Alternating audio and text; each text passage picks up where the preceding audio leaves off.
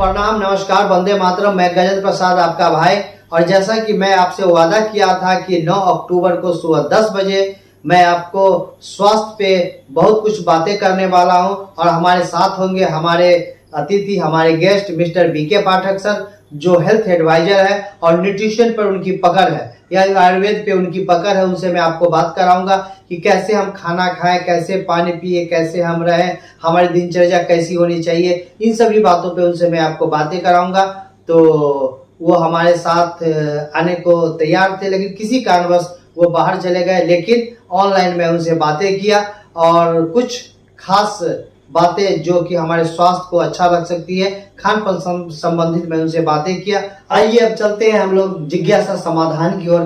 और सबसे पहली जो जिज्ञासा है वो कमाल की जिज्ञासा है, और वो तो अभी बहुत ट्रेंड में है कि हम सभी को चाय पीना चाहिए या नहीं पीना चाहिए। क्योंकि सुबह सुबह लोग उठते हैं और पहला आहार चाय को ही मानकर चाय पीते हैं। तो ये हमारे लिए क्या अच्छा है? इस पर सर आप अपना विचार दें। लेकिन भारतीय सभ्यता में चाय का कहीं कोई स्थान नहीं है। चाय कभी आपने देखा नहीं होगा पुराने जमाने में कोई चाय पीता था। ये तो नए जमाने का प्रचलन है। तो मैंने इतना किया कि मैं चाय पीना भी मैंने बंद किया। और चाय से केवल क्या करते हैं हम लोग, वही जो पेट की ऐंठन है ना, वो जो भूख जैसी लगती है उसको मिटाते हैं। तो एक्चुअल में भूख जैसी लगती है पानी पीने के लिए, भूख जैसी लगती है कुछ अल्पाहार लेने के लिए, लेकिन हम लोग उसको चाय दे के मिटा देते हैं।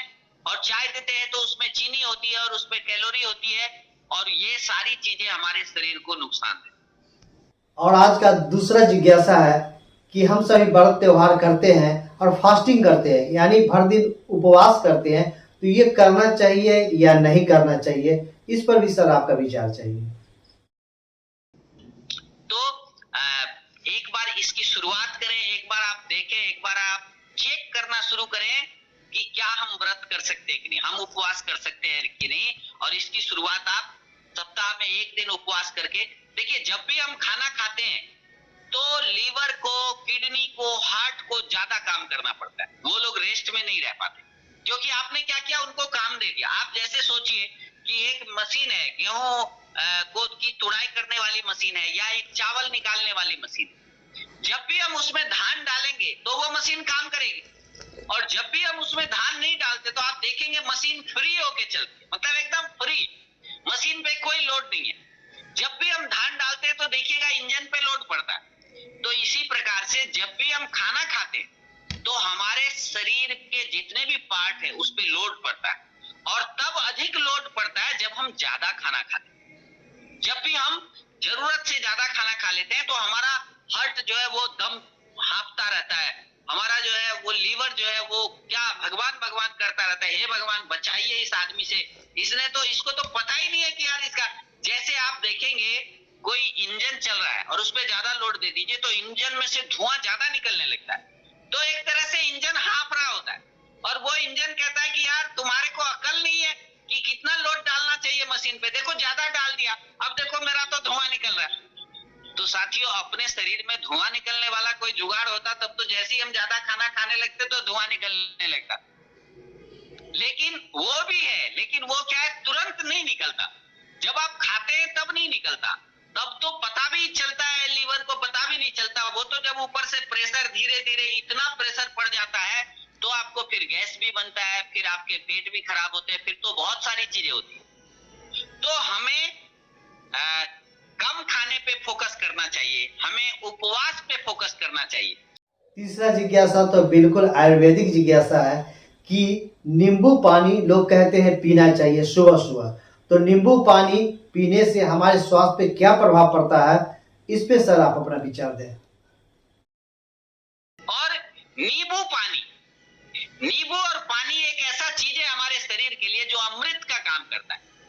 जैसे ही हम पानी में नींबू डालते हैं वो एल्कलाइन हो जाता है, और जैसे ही वो एल्कलाइन होता है तो हमारे शरीर में जितनी भी एसिडिटी है उस सारी एसिडिटी को दूर करने का वो क्षमता रखती है। और विटामिन सी उसमें भरपूर होता है, तो आपके शरीर को वो एनर्जी भी भरपूर देती है।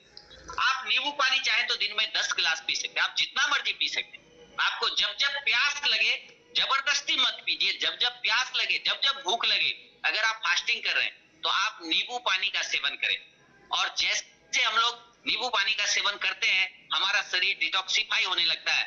और मैंने इस 10 दिन के दौरान, इससे पहले जब भी मैं उपवास करता था, व्रत करता था, तो मैं रेस्ट करता था, लेकिन इस 10 दिन के दौरान मैंने कभी रेस्ट नहीं किया, कभी रेस्ट नहीं किया। और मैंने मीटिंगें भी ली और मैंने कुछ फिजिकल एक्टिविटी भी बढ़ाई और सब काम मैंने किए, और मुझे लगा कि ये बिल्कुल आसान है। तो साथियों, मैं बिल्कुल दावे से कह सकता हूं कि आप इस तरह से आप अपने शरीर को डिटॉक्सिफाई करें। और ये चौथा जिज्ञासा कि लोग का जो शरीर है ना मोटा होते जा रहा है, तो लोग परेशान है अपने मोटापा से, तो इस मोटापा से अपने आप को मुक्त करने का क्या उपाय है? क्या न्यूट्रिशन में इसका कोई समाधान है? जी सर, इसका भी जिज्ञासा का समाधान किया जाए। अपने शरीर में से जो एक्स्ट्रा फैट है उसको निकालें। आपका शरीर कितना वजन चाहिए इसको।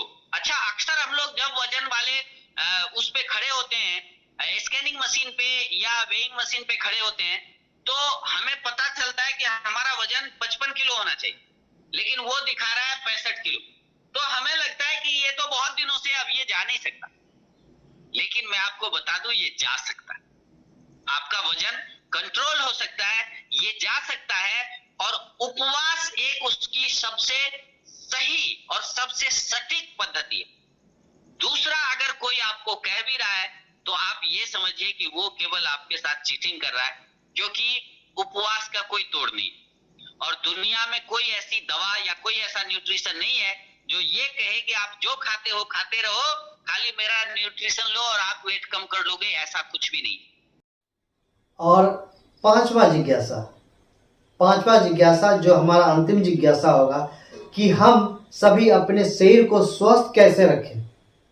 आजकल किडनी का, लीवर का बहुत ज़्यादा प्रॉब्लम क्रिएट हो रहा है, लोगों के अंदर ये बीमारी पनप रही है, बहुत सी महिलाएं बांझपन का शिकार हो रही है। ये सब से कैसे निजात मिलेगा, इस पे सर आप अपना विचार दें। आपको उपवास पे आना ही होगा, तो उपवास पे आइए।